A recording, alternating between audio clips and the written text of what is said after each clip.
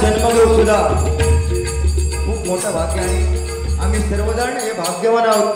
म्हणून या परशुरामानी ज्या परशुरामानी आपला कोकण निर्माण केला, वरसून बाण सोडतानी आणि समुद्रात सांगितल्यानी माझो जेवढं बाण जाय समुद्रात इथपर्यंत पाणी पाठी घ्यायचं आणि त्या परशुरामानी हा कोकण निर्मिला आणि असा या सुंदर कोकणात म्हणून म्हणतोय जन्मला भलेला किती हे भाग्यवान आहे, भाग्यवान आहे, भाग्यवान आहे। राजाच्या सिंधू किनारे, राजाच्या सिंधू किनारे, राजाच्या सिंधू किनारे गावामध्ये नाव आहे, गावामध्ये नाव आहे।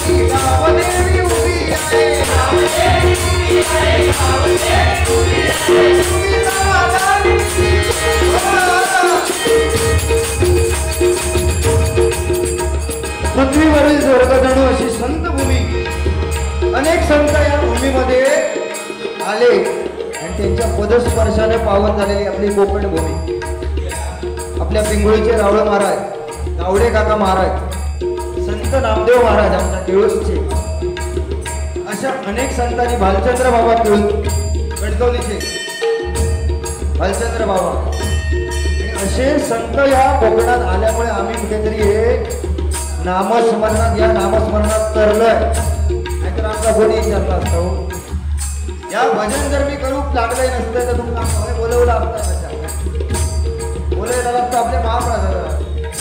पण बरोबर इथे आल्यानंतर वेगळी एक लोकांच्या चेहऱ्यावर वेगळी एक हे असते, आणि भजन ऐकण्याची वृत्ती ही आमच्या सर्व या मंडळाचे जे कार्यकर्ते आहेत आणि या रसिकांमध्ये आहे, म्हणून इथे भजन करण्यात आनंद आहे. नाहीतर काय काय जण भजन सांगतो पण आपण असतो ना देवळाच्या बाहेर, ही परिस्थिती आहे. इथे आल्यानंतर नवरात्र म्हणजे या सातेरी मातेच्या मंदिरामध्ये हे जे मंदिराचं स्वरूप आहे ना, हे सगळं समाधान वाटतं जबरदस्त. म्हणून म्हणतोय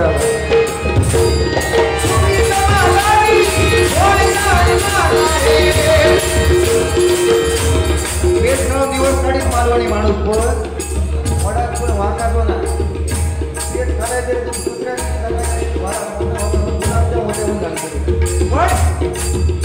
कोकणी माणूस, आपला मालवणी माणूस समाधानी.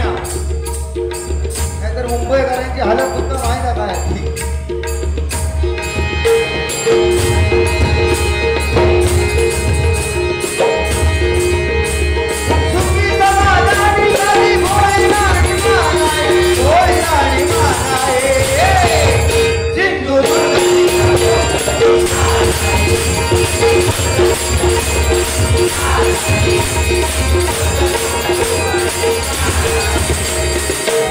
दिवाळी होळी चतुर्थीचा आहे,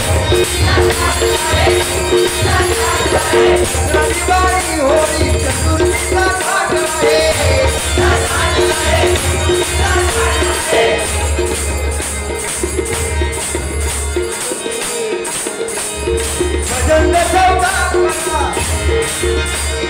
भजन दशावतार कला श्वासाने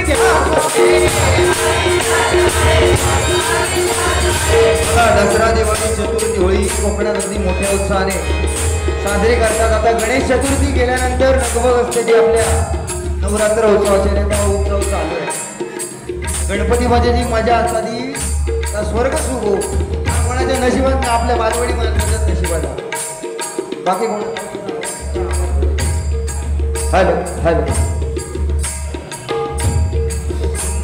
दसरा, दिवाळी, चतुर्थी, होळी सगळा नवरात्र सर्व जत्रा चालू झाली का जत्रे खायला घेऊन ती परंपरा चालू आहे, आणि त्याच्या हा स्वर्ग सुगा म्हणून म्हणते बघा.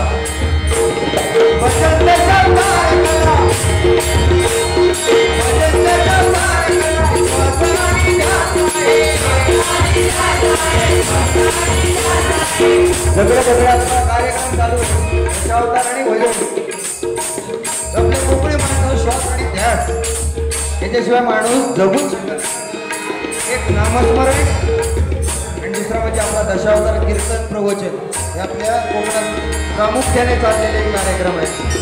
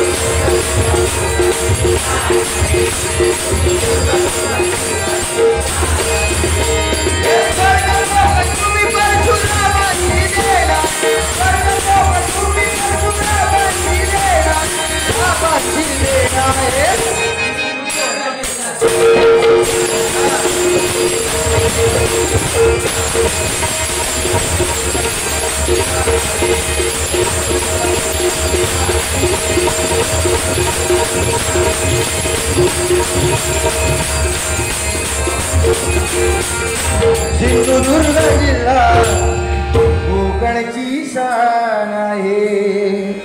धन्यवाद.